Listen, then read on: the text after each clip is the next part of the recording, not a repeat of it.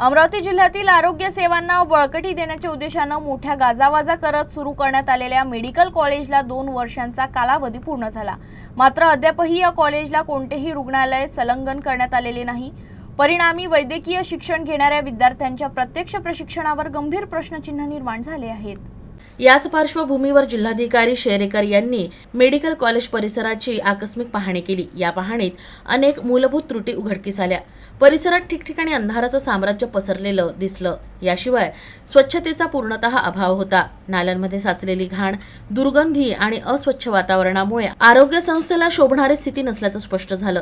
याशिवाय पार्किंग व्यवस्था नसल्याने येणाऱ्या नागरिकांना आणि कर्मचाऱ्यांना मोठा त्रास सहन करावा लागतोय। आवश्यक मूलभूत सुविधांचा अभाव हा देखील गंभीर मुद्दा म्हणून पुढे आलाय। वैद्यकीय शिक्षणात रुग्णालयाची भूमिका अत्यंत महत्त्वाची असताना विद्यार्थ्यांना प्रत्यक्ष रुग्णसेवेचा अनुभव कुठे आणि कसा दिला जातो याबाबत देखील प्रश्न उपस्थित होत आहेत। शासनाच्या आरोग्य क्षेत्रातील मोठ्या घोषणांनंतरही प्रत्यक्षात सुविधांची कमतरता जाणवत असल्याने प्रशासनाच्या कार्यक्षमतेवर पुन्हा एकदा प्रश्न निर्माण झाला। तर या त्रुटी दूर करून तातडीने रुग्णालयाची जोड देणं ही आता सर्वसामान्यांची अपेक्षा आहे।